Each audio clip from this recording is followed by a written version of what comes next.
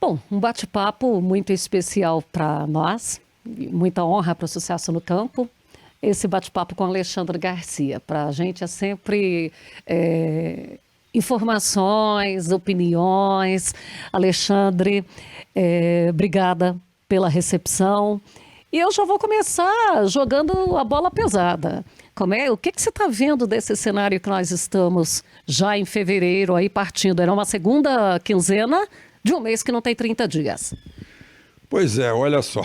Bom, tudo bem? Meu abraço a todos que estão aí nos acompanhando. O que eu vejo é o seguinte, que assumiu, como resultado da eleição, uma ideologia que tem preconceito contra o agro, né?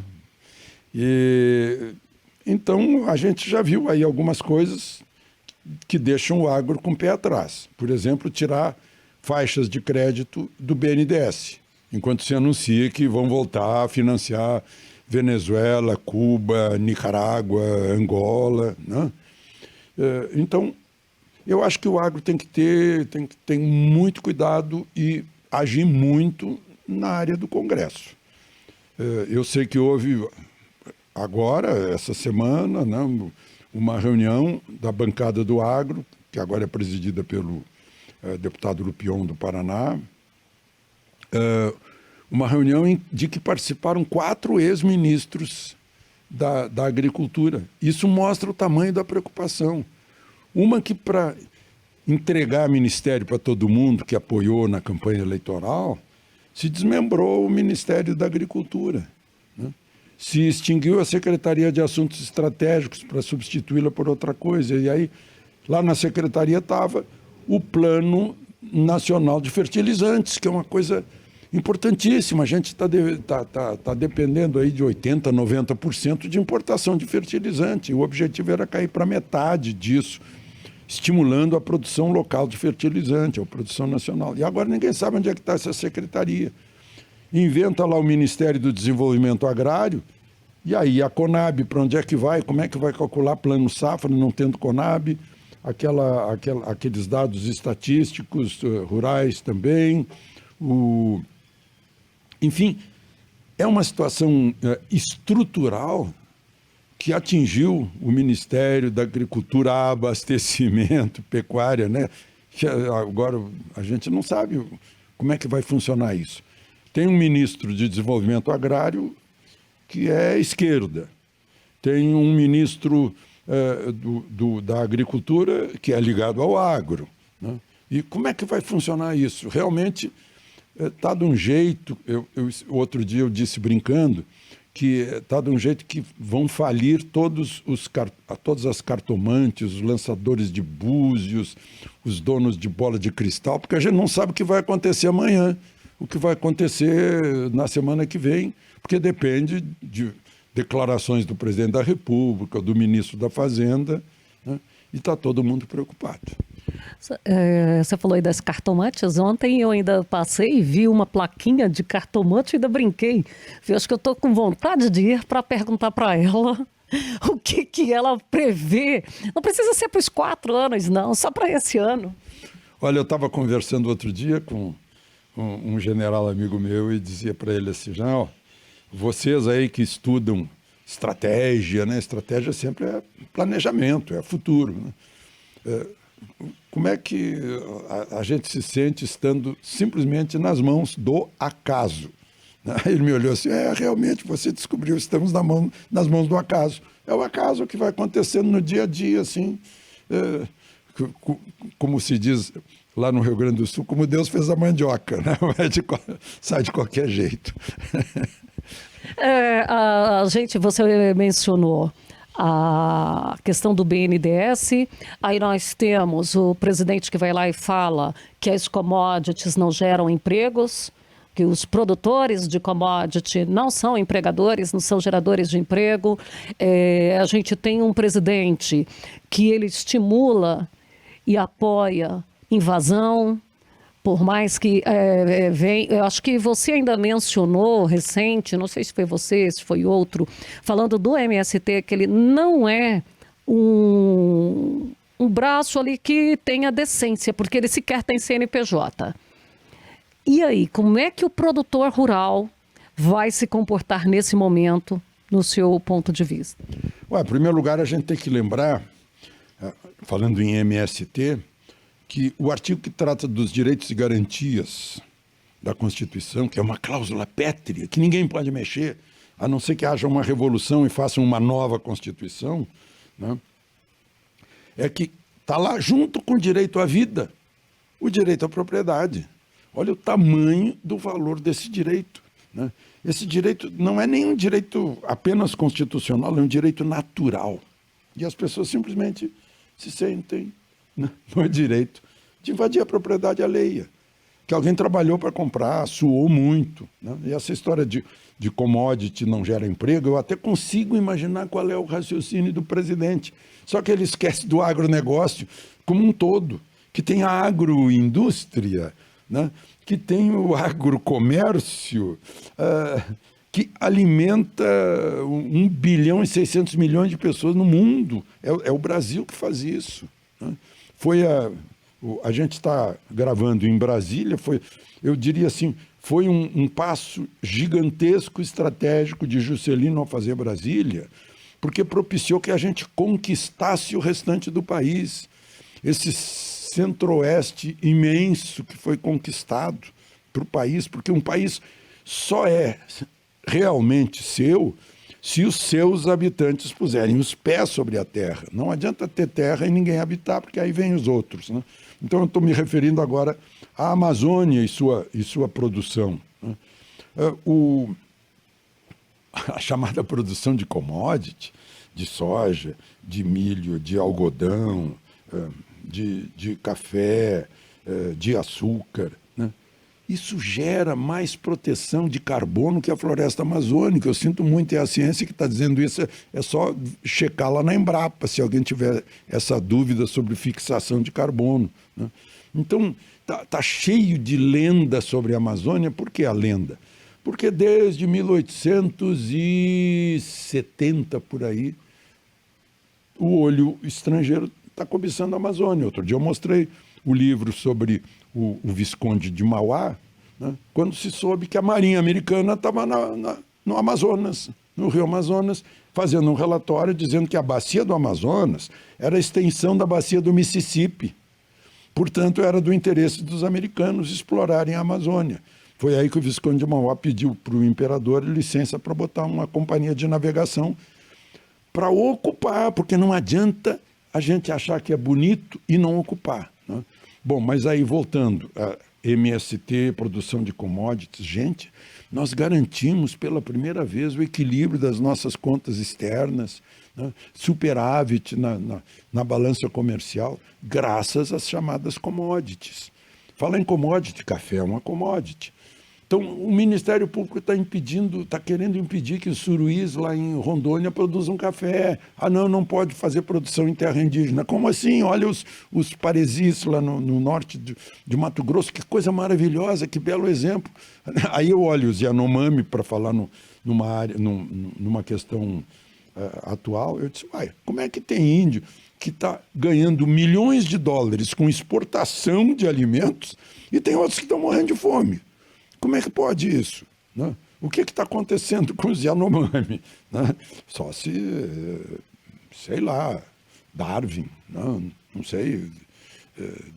O pessoal diz que não adianta jogar macarrão, arroz, feijão, se não joga panela, né? Porque eles não têm essa cultura. É a mandioca, é a caça, pesca, fruta, né?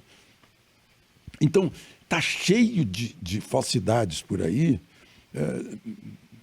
jogando as coisas ao léu, assim como essa história de commodity não gera emprego, para ver se cola, se alguém acredita.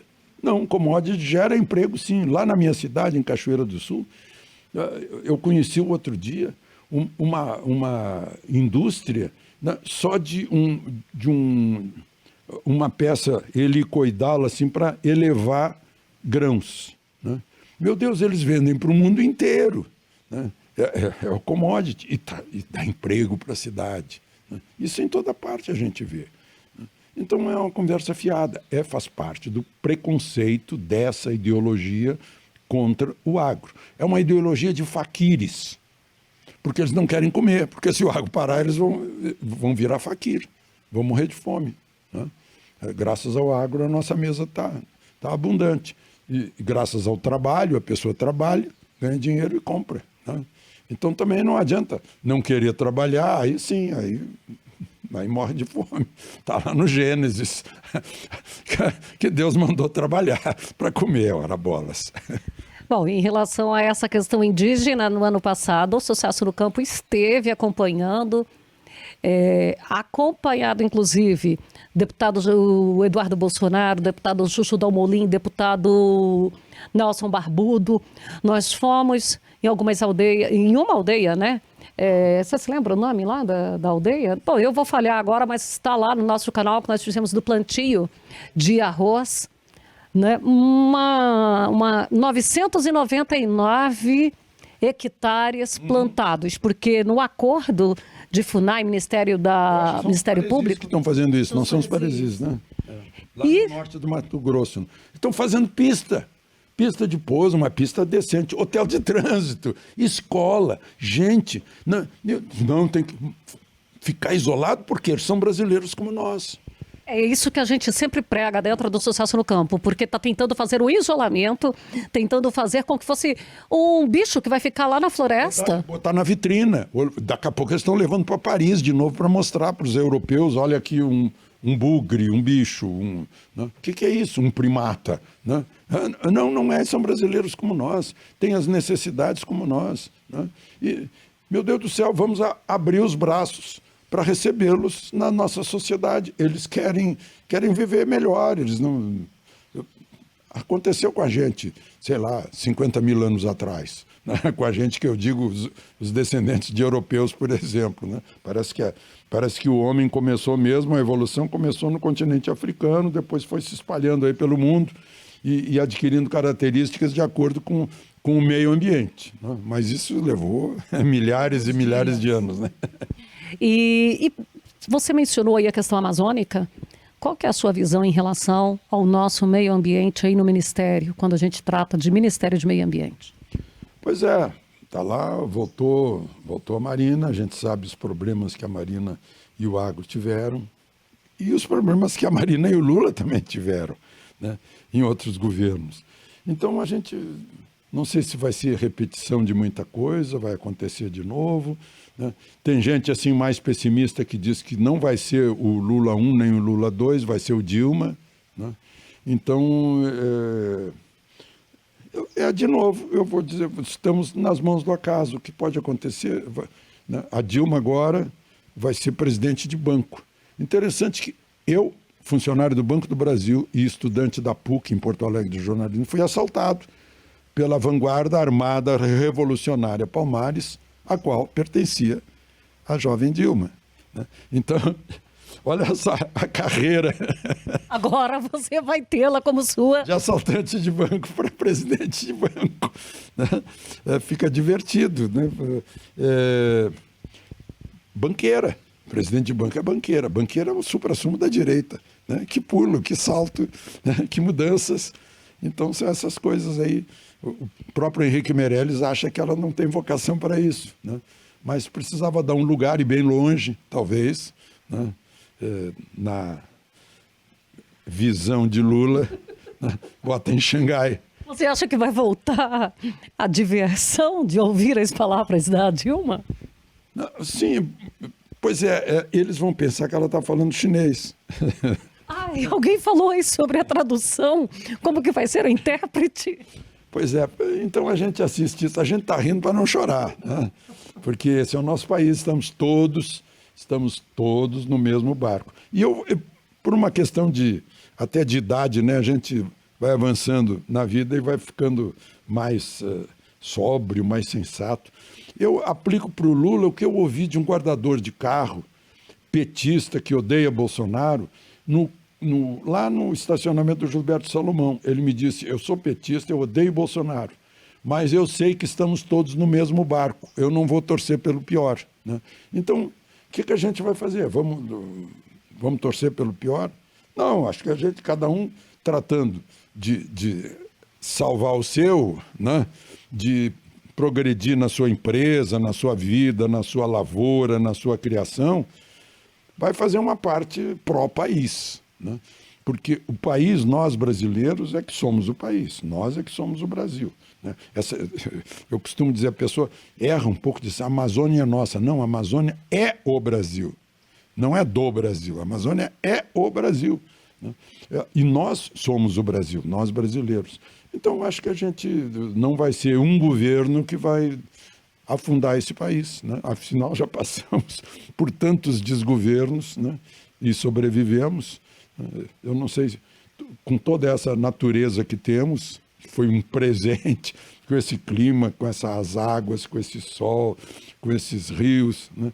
Com esse subsolo, é difícil de a gente afundar, né? Os argentinos são mais preocupados, eles estão lá com quase 100% da inflação.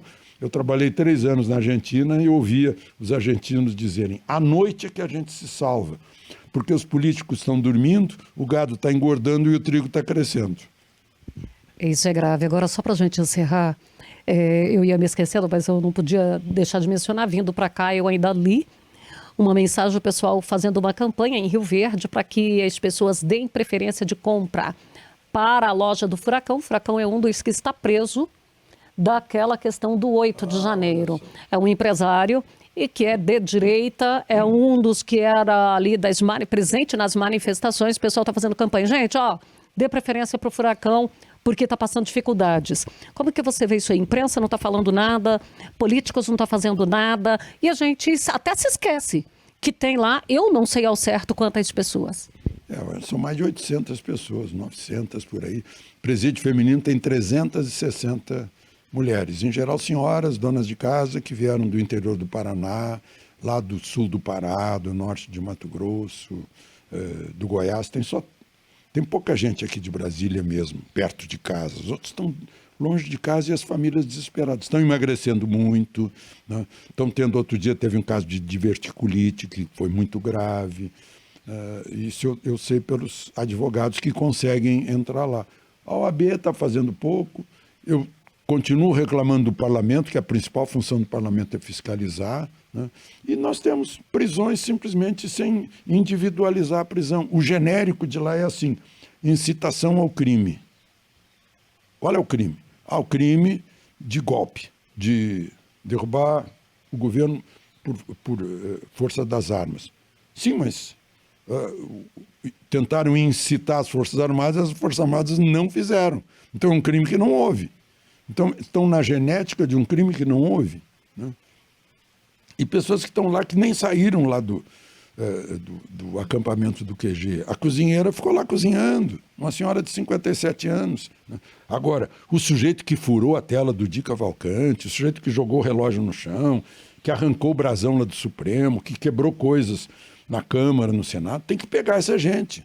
Tem que pegar e saber por que fizeram isso. E as câmeras de lá de dentro? E a segurança que normalmente fica ali, que você e eu sabemos, que não se chega ali facilmente, e naquele dia chegou. Culparam a PM do Distrito Federal. Gente, a PM cuida dos logradouros públicos, da rua. Dentro do Palácio não é com a PM. Dentro do Palácio do Planalto é com o Gabinete de Segurança Institucional, dentro do Congresso Nacional com a Polícia Legislativa, dentro do Supremo com a Polícia do Judiciário. Então não é a PM de Brasília. A PM de Brasília é responsável por coisas que aconteceram na frente dos palácios, mas não lá dentro. Então, por isso precisa uma comissão parlamentar de inquérito para ir fundo nisso. Não saber apenas as consequências, mas as causas. Por que as pessoas fizeram isso? O que foi que houve? O que está acontecendo no país? Tem que divulgar isso. Eu tenho falado, eu falo todas as noites no YouTube. Eu tenho falado no YouTube isso para ver se agita os nossos representantes, os nossos mandatários. Nós somos os mandantes, né? Eles são os mandatários. Que os nossos mandatários fiscalizem em nosso nome as coisas que a gente não consegue saber com o chamado cidadão comum, que é a parte mais importante, mais poderosa de uma nação. É o cidadão comum, que é a origem de todo poder, né? Alexandre, obrigada por tudo, por esse bate-papo aqui. A gente poderia ficar muito tempo ainda, mas obrigada, que Deus abençoe, que a gente possa encontrar mais vezes. Pois é, eu aproveito para lembrar, né? Eu estou no YouTube, Se você quiser continuar ouvindo, né, essa pregação de cidadania, de civilidade, de democracia, estou todos os dias no meu canal no YouTube, tá bom? Quantos milhões você tem lá? No YouTube, 2.520.000 nesse momento. No Twitter, 4.100.000 por aí. No Instagram, quase 2 milhões. Né? Mas o YouTube é que é o do dia a dia. Então, vai lá, já entra e se inscreva, tá bom? Um abraço, muito obrigada. Obrigado.